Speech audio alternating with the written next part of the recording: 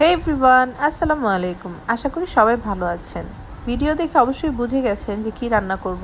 আজকে আমি ঘরে থাকা মশলা দিয়েই বিয়েবাড়ির স্টাইলে রেজালা তৈরি করব। চলেন শুরু করা যাক। প্রথমে আমি 2 কেজি গরুর মাংস নিয়েছি হাড় সহ। এখন আমি একটি পাতিলে তেল গরম করে 1 কাপ তেল দিয়েছি।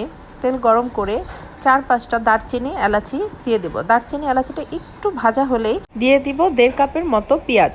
পেঁয়াজটা গোল্ডেন ব্রাউন করে ভাজা হয়ে গেলে এখানে আমি 2 টেবিল চামচ আদা রসুন বাটা দিয়ে দিব। আদা রসুন বাটাটা আমি তেলের মধ্যে দিয়েছি পানি দেওয়ার আগে, কারণ এটা তেলের মধ্যে ভেজে নিলে আদা রসুনের যে একটা স্ট্রং ফ্লেভার, স্ট্রং স্মেল এটা চলে যায়। স্বাদ অনুযায়ী আমি লবণ দিব। এখানে আমি 1 চা চামচ লবণ দিয়েছি, লাগলে আমি পরে দিব আবার। এখন একটু পানি অ্যাড করব। পানি দেওয়া হয়ে গেলে একে একে সকল গুঁড়া মশলাগুলি আমি দিয়ে দিব।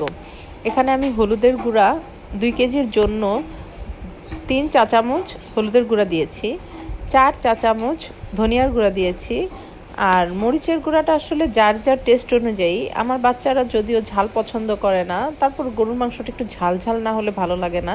আমি 3 চা চামচ ভরে ভরে গুঁড়া মরিচ অ্যাড করেছি। এখন আমি একটা মশলা দিব। ওই মশলাটা হচ্ছে কিছু জয়ত্রী, জয়ফল, কাঠবাদাম, গোলমরিচ একসাথে বেটে আমি কিছুটা ফ্রিজে রেখে দেই। যখন লাগে একটু একটু করে বের করে দিই। আর আহামরি কোনো মশলা দেই না। এই মশলাতেই আমার গরুর মাংস মজাদার হয়ে যায়। মশলা কষানো হয়ে গেলে আমি সবগুলো মাংস দিয়ে ভালোভাবে নেড়ে চেড়ে কষিয়ে নিব।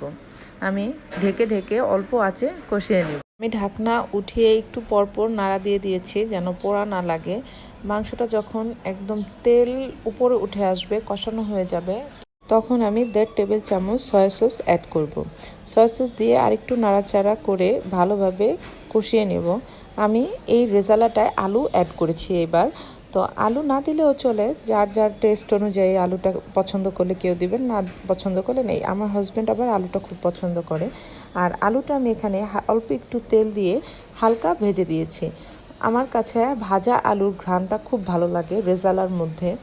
আর এভাবে ডাইরেক্ট না ভেজে দিলে ভাল লাগে না। আর তরকারির কালারটাও খুব সুন্দর আসে আলু ভেজে দিলে। আলু দিয়ে হালকা একটু কষিয়ে তারপর আমি গরম পানি অ্যাড করেছি এখানে। এই মুহূর্তে চুলার আঁচটা ফুল অন থাকবে।